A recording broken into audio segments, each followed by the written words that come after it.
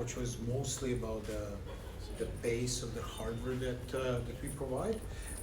And we are now going to talk about software. That's the add-on that provides the creativity that with its stability and predictability allows our customers to actually go and create new value. My name is Andrej Zdravkovic, and I'm the Corporate Vice President responsible for software at AMD. So it all starts with a driver. This is the core of our stability. This is where we build with our processes, with the technical knowledge, everything that we end up building on. And then if we speak about the building blocks around the driver, so once we deliver that stable driver, we verify that with testing. And we have a whole lot of 24 hours, 7 days a week testing to make sure that through the stress test the driver sustained. We validate on many different platforms. We validate and work with many different applications, and then we go into the enterprise development and enable enterprise to use this. But of course, nothing of this is important without the performance. So the performance is this add-on where you actually start using this driver in a way that is very efficient and gets the best possible out of the hardware.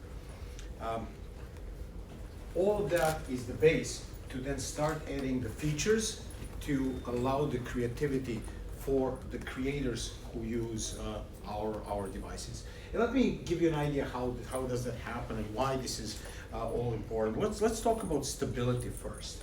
So example of medical images. So you're again speaking about this this image of how we build that stability up. But in medical images, all of us want this 100% pixel precise.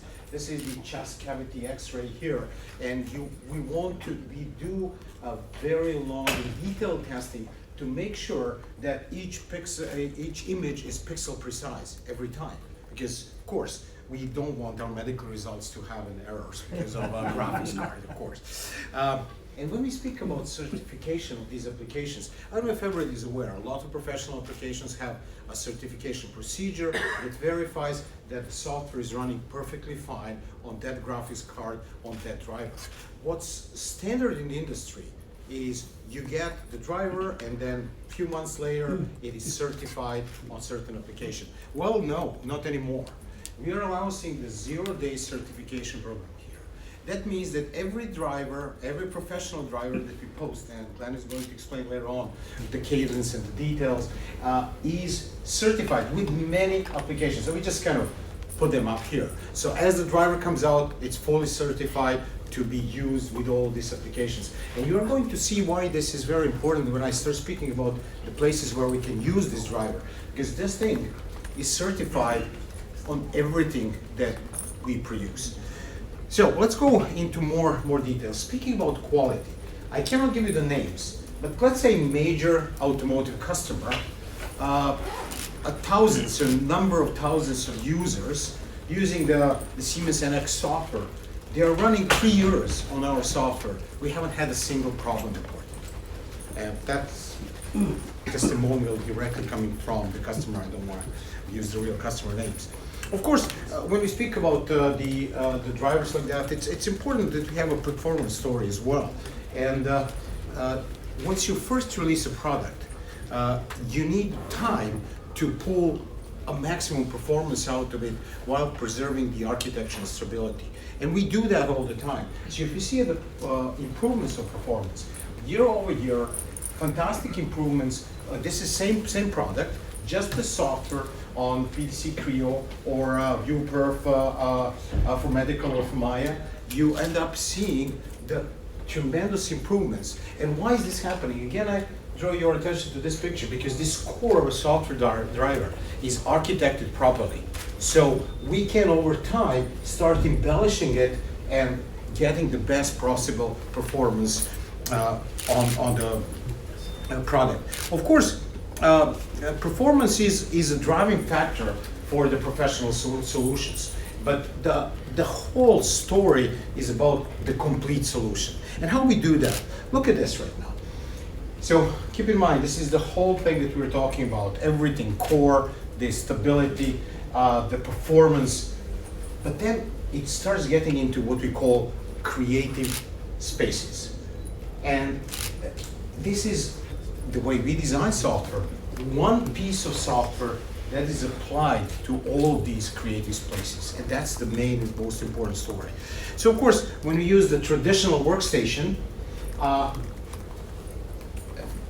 all the features are extremely important, of course, performance and stability. This is your main, definitely today, the main creation point for every application.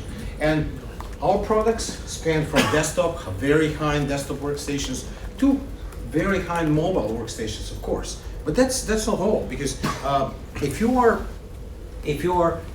sitting at your desk and designing, that's one way of looking at it. But you want to be able to design on the go. What you want to do, you want to actually move your design capabilities on your travel, on your holidays, even on the work site. And this is what our remote workstation allows. So this is the situation where your system is sitting somewhere in the office and you are remoting into that system and you get actually features and performance parity. It's very cost effective, it's easy to deploy. But there is more. So this is one-to-one, and there is more. There is multi-GPU technology. That's the technology we spoke about today, where you can actually use one GPU and slice it to 4, 8, or maybe even 16 users.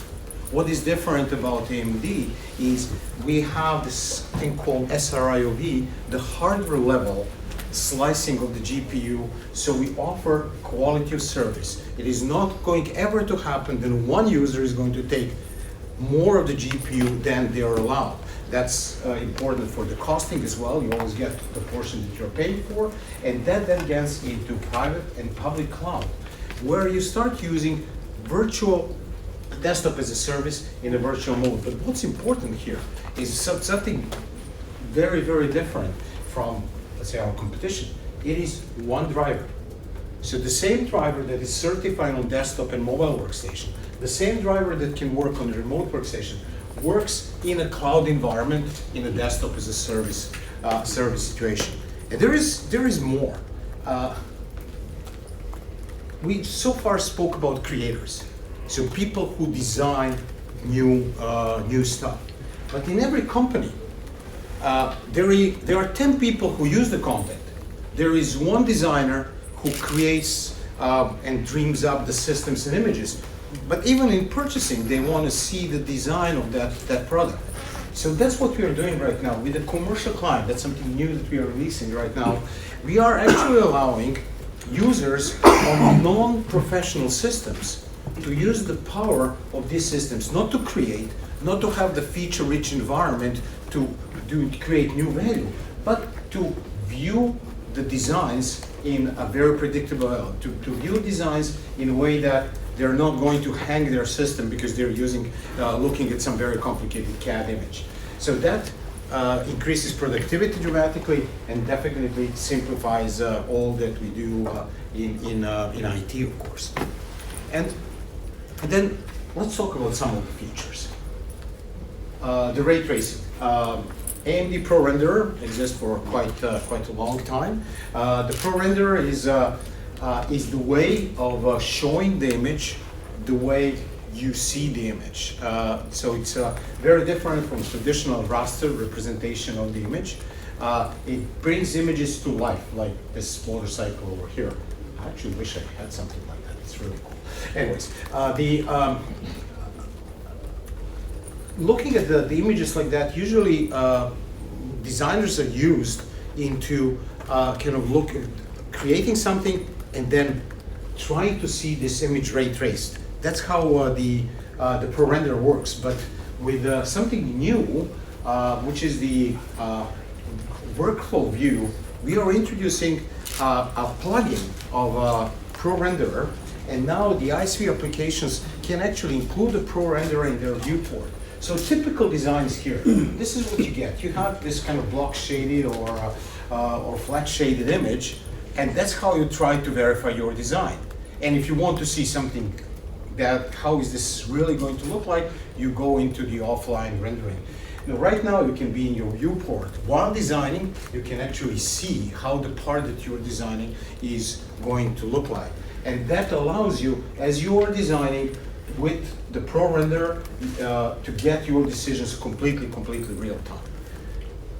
So in order to get closer to our customers and to ISVs, we actually decided to do one thing more. We decided to start sharing our roadmap. So to clearly start announcing what is going to come in future. Of course, we cannot be 100% transparent, but the predictability in this market is extremely important. And with that predictability, the market kind of gets it easier and the customer gets it easier. So this is the this quarter, next quarter, and coming features. We will be publishing that going forward, and we can answer the questions later. So I spoke about the viewport rendering already. So this is where you see what you are designing. Look at this image. It's a kind of, it signifies all the details of that engine, gives you, it all pops up in real life. It's not some flat shaded thing. But with the ray tracing, there is a little bit of an issue. It's actually fairly complicated technology, and if you really do a whole lot of ray tracing, you need a whole lot of computing power. So, of course, you would like to actually get to this image with a little bit less of the power. So, what have we introduced here is something new. This is what we call machine learning denoising. We have a demo downstairs. It's ultra cool. I invite you to go and see it. The whole idea is, if you have an image that comes either ray traced or even raster, and you see a lot of grainy details here, the reason is very simple. You just haven't applied enough computing power to this image. So what we did, we used our ROCm software to do the training of our systems into on these kind of professional images, and then we apply this in the form of inference on the specific image to improve the image. So have a look at this glass here or this glass here, and we'll just apply the magic of this machine learning denoising that will be coming as a release thing next quarter. As how you can have a look, and this is how it looks like. It is the same picture before and after denoise. I'll do that once more because it's really cool. Look at this. This is the image. You apply the denoising technology to it that we have created, and this is what you get. So absolutely impressive, I must say. I'm proud of my team, so I always kind of says that that I have to kind of go with that. So with all of that, I try to give you the idea of what's really happening with our software and what you're trying to do. And I spoke constantly about the core of the design and the stability and then building upon that. But I'm not asking you to take our word for that. The independent study by QA consultants delivered this quote. They tested the drivers from us and from the competition, and they have this is some form of a stress test that they used, and 93% of the driver in terms of time survived, while 82 on the competition side. So they proclaimed that we are the most stable driver in the industry, which proves this whole story of building up from this architecture, design, processes, and stability build up. So that's what I wanted to share with you, and Glenn and I can answer any questions, or if you don't have questions, then I'll have to read all the disclaimers. So, Hey, before we go to questions, I can just round out a few things.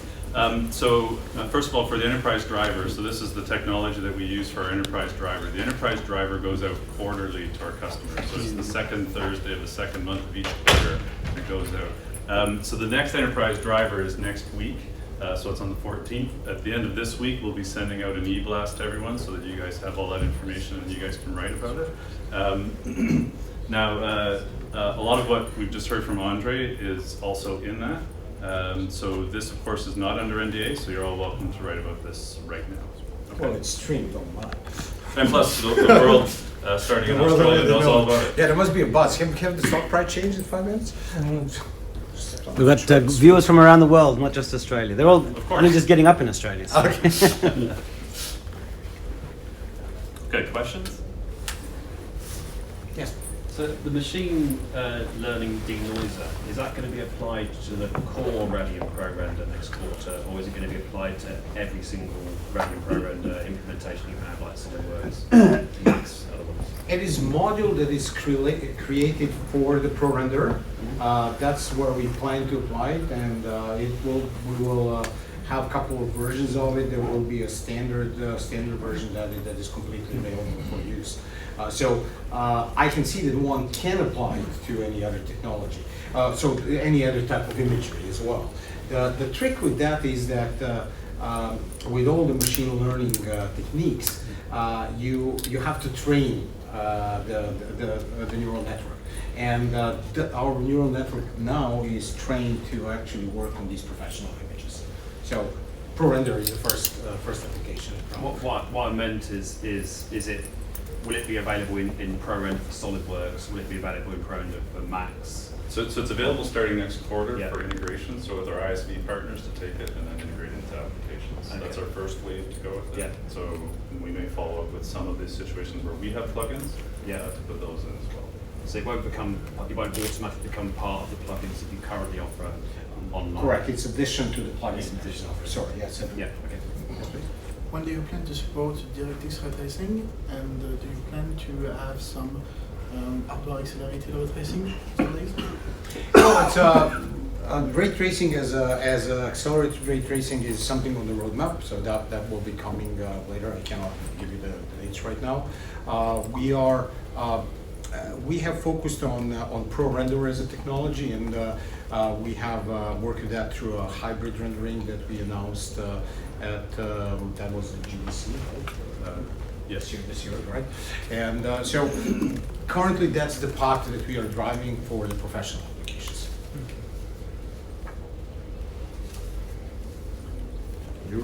We have 2 more minutes. You're going to force me to read the disclaimers.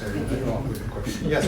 Just a carry on from the denoising thing. Is it so you've trained it specifically to understand how design viz focused images would happen? Correct. But would there be any training for a different set of training for ArcViz, or is that something a custom could do as well? Or It's currently we are not planning to offer the whole kind of a training infrastructure, because we did that back on our ROCm kind of big servers and stuff like that, big graphics processors and humongous ones.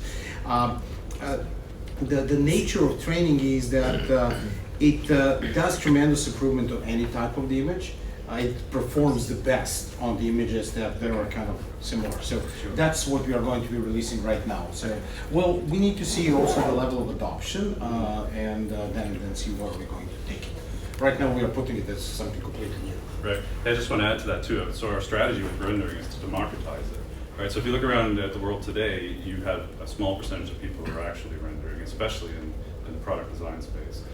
So everybody should be rendering. They should know what's happening. They should be making decisions in real time, and then away they go, right? So what we're doing here is we're enabling ISVs to take this technology. We're not going to limit how they use it. Right. So if somebody decides to go do that with it, absolutely. I've got some questions from the live stream. Great. The ProRender is just part of the driver, right? It's actually an additional component. Sorry, I'll just do this. Yeah. It's an additional component that it's free, or you have to buy it? ProRender is on GPU Open. It's an open source component, and you can download it and use it. So there is a licensing agreement that you have to sign and stuff like that, but it's free to use. And so for ISVs, that's the case, and you go there. For end users, we do have some plugins that are on our website. So if you go to AMD.com, then you look under Radeon ProRender, then you'll find it there. There's also, it's available with Maxon. It's coming into Moto, which is beta right now. So it's available to end users that way. I'm expecting you can't answer yet, but the one question is, will this technology come to the consumer hardware that you'll launch in the future? So everything with ProRender runs on all hardware. So it's not just limited to Radeon Pro, it runs on Radeon as well. Okay. So yeah, all hardware open. Let's do one more question. We are done with one time. So okay. Yes, please. Currently you are offering only the Radeon Pro software for just for the Radeon Pro. It means that the discrete graphics. Do you have any plans to offering the integrated graphic like Ryzen Pro or such kind of? We have the ability to do that. It more depends on the OEMs to decide to create the systems with our APUs. Our APUs are right now becoming extremely capable. So Ryzen Mobile is a very, very good system and very capable. Our graphics is twice two of the competition at this point in time, this system. So yes, I expect this is going to happen very quickly. Okay. Thank you very much for attending. We still have 10 minutes. Oh, we still have 10 minutes? Plenty more questions. There's that disclaimer. Well, it's only really 10 because that's right, 10 minutes. Yeah. Okay, so we have a few more minutes. There was one more question I said over there. Maybe a little more broader approach to GPU acceleration on the media creation software. It turns out to me that most of the suits that people use are either CUDA or QuickSync optimized, but only very few of them use the radiant features.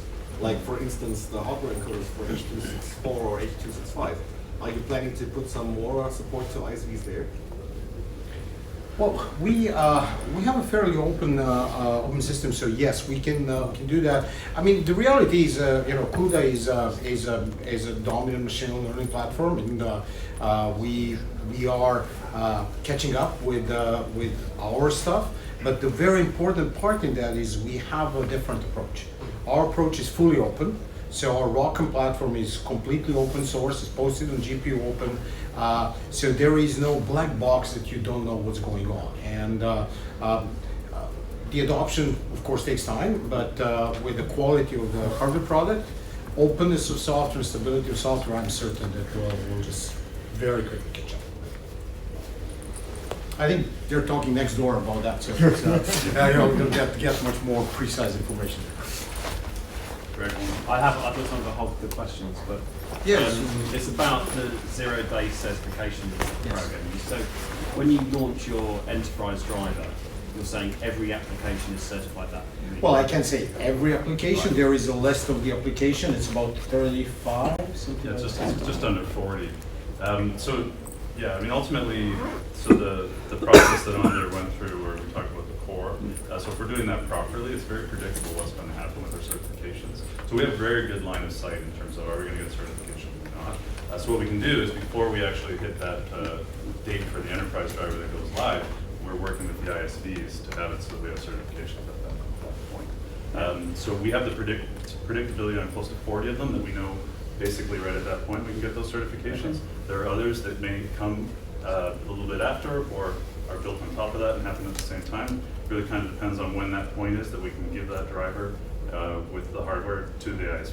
Yes. So we're going to be very transparent with what is the driver certified on, and so it's a kind of a suite of applications, but I think most of the major ones are in there. Some are still working on a system certification only, so therefore there's no way for us to release a driver that is certified. But with these, we are actually working to kind of get to the level that software-wise we understand where we are. The goal, the idea is, it will never be all the applications because there are so many out there, but Glenn is very carefully watching the list, so everybody who is important will get in that group for sure. Sorry, a key point about this is relationships, right? Yeah. So it's all about having that relationship with the ISV. So we work very closely on several levels. So we have an ISV alliance team which works at the business level, so we know what they're doing. We also then have engineers that work with them very closely. And that's before anything that happens inside the driver or changing the code or anything like that. So by having that relationship, and in addition to the stability, it drives further predictability. So we share our roadmaps with them, we share hardware before it goes to production. So there really are no surprises when a product comes out. And that's important for the customer because then they know they've got a good experience. For people who aren't familiar, certification is important. Because what it does is it allows you, if you're using that application, to make sure that you're safe in terms of being supported. So the certification means that with that application and our hardware, if you have a problem and you call up, then you're going to get that support. So it's kind of a gentleman's agreement with the ISVs that they're going to certify in time. No, it is certified. It is when it comes out, it is certified. It is work in advance to make sure that that we know where we are. As you are qualifying your driver from the point when we have a very organized process where we have certain kind of betas in our release candidates and so on. So we start working to certify the driver. So we, at the point when it gets general availability, it is certified. And it's similar to on the gaming side, we have day zero. So when a game drops, then we have a driver that's ready for that. Basically following similar principles. More questions? Okay. There are no questions. I have to go into. No, I'm joking. Thank you very much Thank you. for. If any questions after the session, we'll take a break.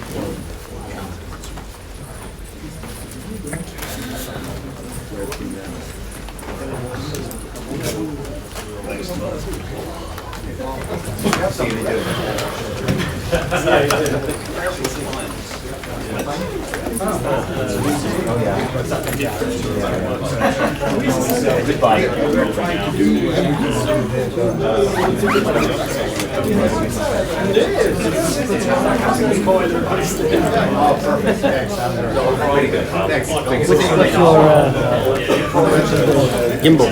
Oh, this was Osmo mobile. Oh, okay, yeah. It's pretty handy. Product manager for AI computing aspects, right? So you heard ROCm 2.0 today announced, and I want to go into a little more detail, deep dive into it.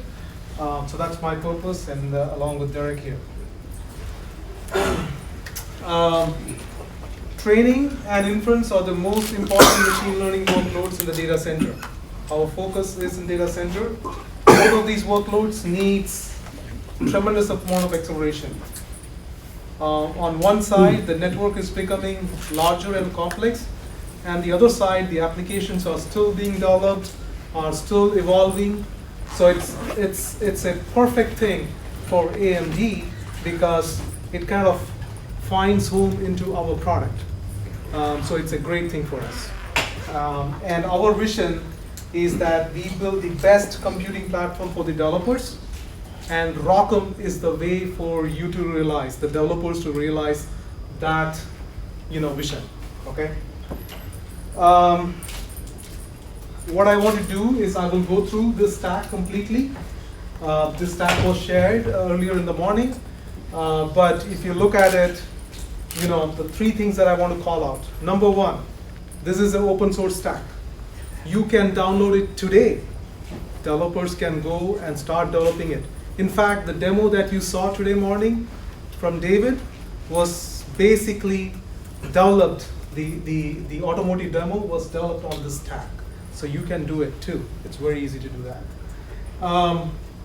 We optimize the stack from top to bottom, right? So that it gets the best performance on the AMD hardware. And the software stack is clever enough to map the right workloads. Doesn't matter whether it is GPU, APU, CPU, we are able to map it to the right workloads depending upon what the application needs are. So that's what this software takes care of. So I'm going to explain through each of these foundations next slides, right? So that's what I'm going to do here. First and foremost, one of the foundation is that we support Linux kernel. Linux is one of the key operating systems in the data center. So we upstream the Linux kernel support. We have an upstream version of the Linux kernel driver for ROCm, and it is starting 4.17. And as a result of that, we support a lot of distributions, distros, Ubuntu, Red Hat, CentOS, SUSE, and you name it. And it's great for you to just take that and start doing development. The rest of the user space is also available in GitHub, which is a repository that you can go to and download. The next piece of the foundation is basically we have a common compiler. It's called LLVM. It's something that you must have heard of. Most of the CPUs and the GPUs use it. And as a result of that open source compiler, we are able to convert it to the AMD GPU code as an IR, and then through the AMD GPU compiler, and we also support multiple languages, like we support HIP, we support OpenMP, Python, and OpenCL. As far as HIP is concerned, if you have a CUDA application and you want to port it, you can use APify it and you can run the CUDA application on it. I also want to call out, HIP is officially a language in the Clang compiler. So that's a great stride that the team has made. OpenMP, our focus on HPC application, basically showcases that we are supporting OpenMP. Python, data scientists love it, right? I mean, we are, along with Anaconda, we are supporting Numba compiler, we are supporting Anaconda, so that data scientists can easily use AMD primitives using this, using Python language. And we are OpenCL 2.0 compliant too.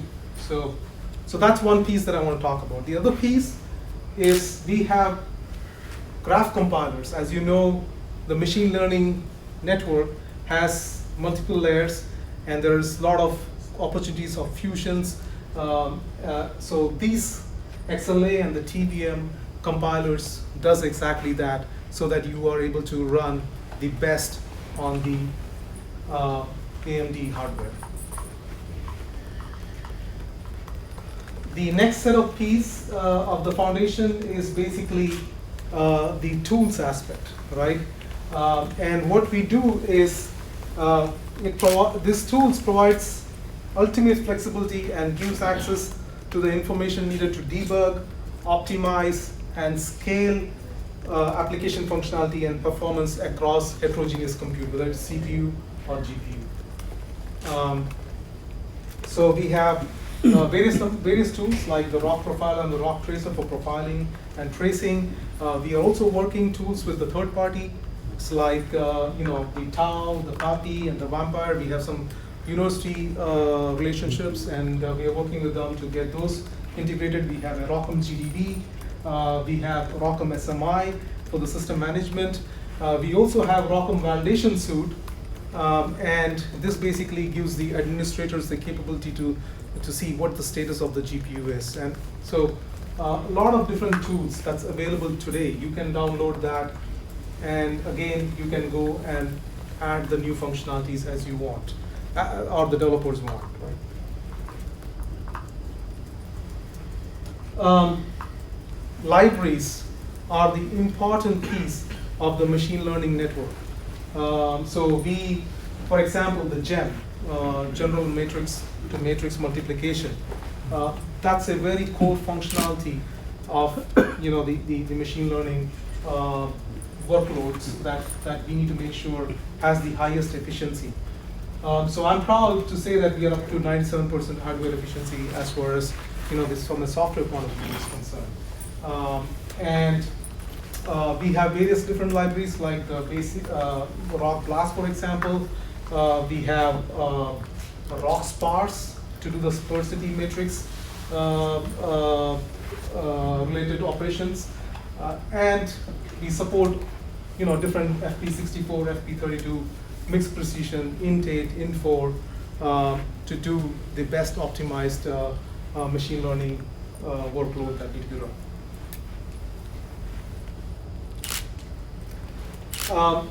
The next slide basically talks about the library aspect with respect to the multi-GPU, multi-node communication aspects.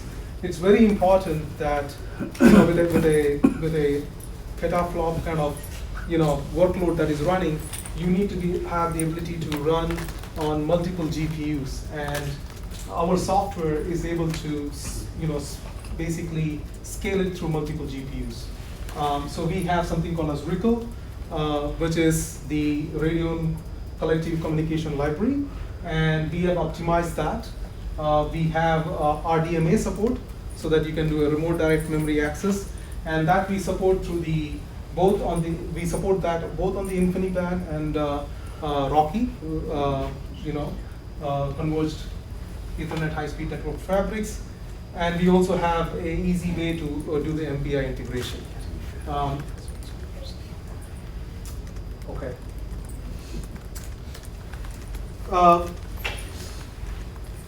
if you saw the demo today in the morning, it is using a lot of different model capabilities. Like it's using the convolution aspects, right? We have a Vinograd convolution which has been implemented. We have activations which supports right from ReLU to sigmoid to tanh to leaky ReLU that we support. And we have different fusion layers that's also been implemented in this library. The good thing, again, as I said, you can download this. If you want to improve upon this libraries further, you're most welcome to do that. It's again available. So that's the beauty about this, this open source libraries that's available versus being locked in.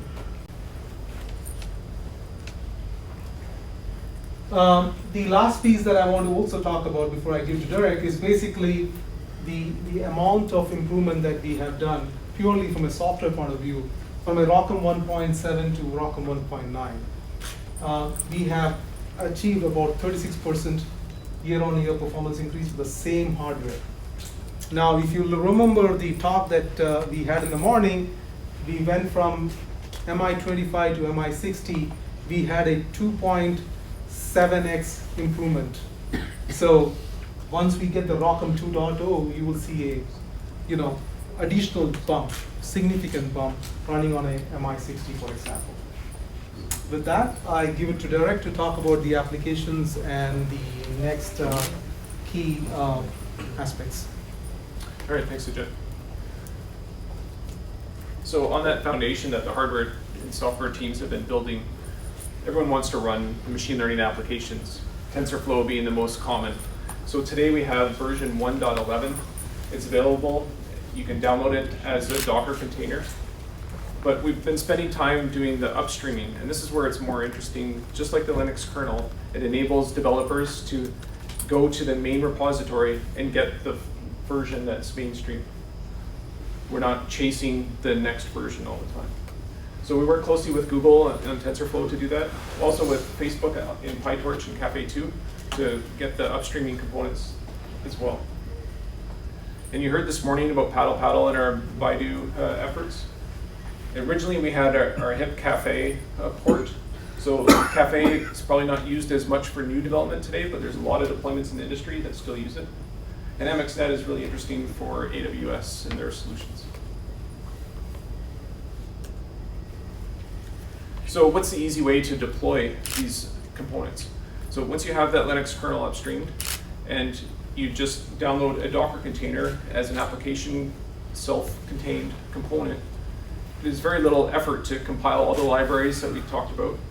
You don't have to go to GitHub and download it and figure out why it didn't compile, or your platform is broken, or some other issue. A Docker container makes life easy to do the application development. So as a machine learning developer, they don't want to spend time doing that. And we have Docker images available on the Docker Hub for TensorFlow, the latest ones there, as well as a lot of the other base components for ROCm. So it depends on your application. You'll find the exact version, or you can take the Docker containers and build your own. And we've had customers that do that. As part of the deployment strategy is Kubernetes. So again, we have a device plugin for the GPU. It's I would say a beta concept. Kubernetes was deployed for CPU systems originally, and GPUs and other accelerators are being added into it. So we're helping participate in the development of that as well. So another easy way to actually start a machine learning application is with a cloud service. So you can go to GPU Eater today, use an AMD hardware, ROCm stack, and run a TensorFlow job just by submitting your Visa card. Genesis Cloud is another partner that has solutions available, and if you come to SC18, you'll see some other interesting demos.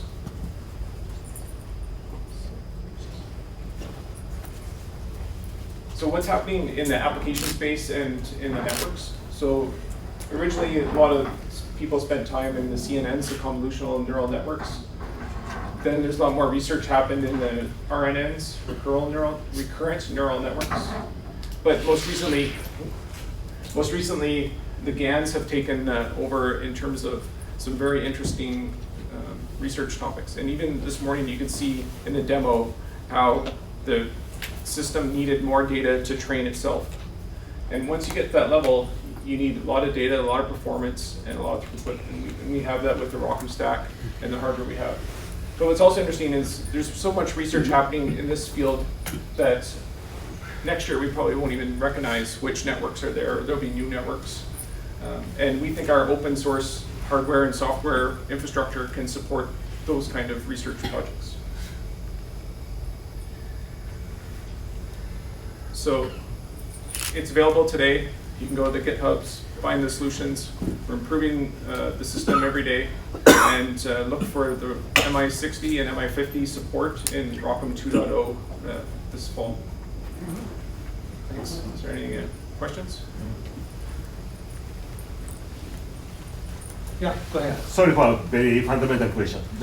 In my understanding, the CNN doesn't require the FFT or the GEM or such kind of error. Such kind of library is very widely used for the scientific computing, but the CNN pre-processing or the post-processing, sometimes the GEM or the FFT or such kind of numerical library is required, but the convolutional network itself doesn't require such kind of error. Well, if you look at the convolution aspects, maybe not, right? But when you're looking at anywhere that there's a matrix to matrix multiplication that's required, that's when you use the GEM aspects, right? So fully connected network, or when you're doing a ReLU aspects, for example, right? So the activation aspects. So that's when you would do some of those GEM operations. And you need to optimize those to the best, otherwise, you're not getting the best performance. And one more. You mentioned that the MPI is supported by the ROCm, but it's meaning that if I writing the application with 1, 2, 4, 8 GPUs, so I should handle each GPU with MPI or such kind of stuff? No, it's actually seamlessly, it will be taken care of. I see. It will be seamless. Okay. Yeah. Thank you.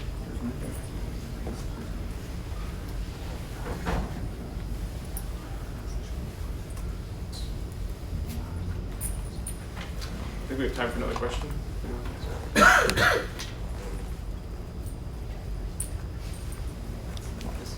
I know that most of the AI calculations take place in memory, in local memory of the cache of the GPU.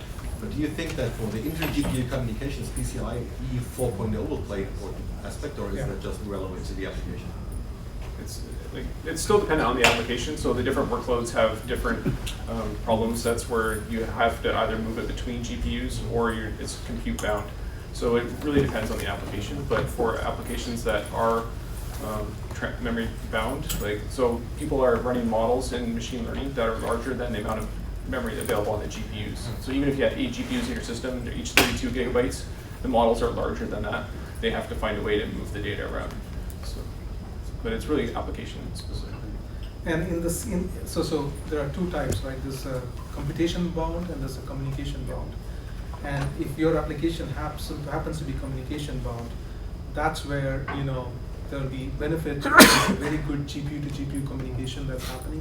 Number two, if it's requires CPU attention, then the PCI related communication would be very, very helpful. So as PCI Gen 4 plays an extremely important role when you're trying to do that kind of CPU data migration into the GPU, for example. So that's when it helps out very much. Yes. My readers are architects, engineers, product designers, automotive engineers. Is your technology being used in any commercial applications that would be relevant to them?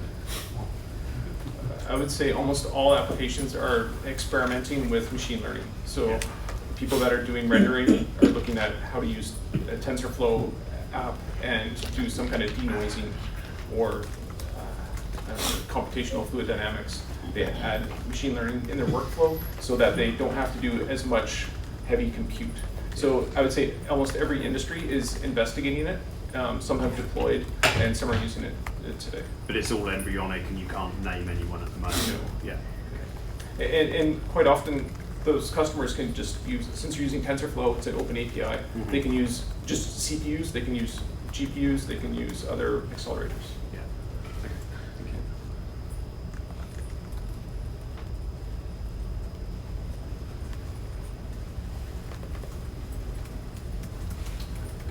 All right, well, thanks for your time. That was great. Thank you. Enjoy the rest of the day. Thanks, guys.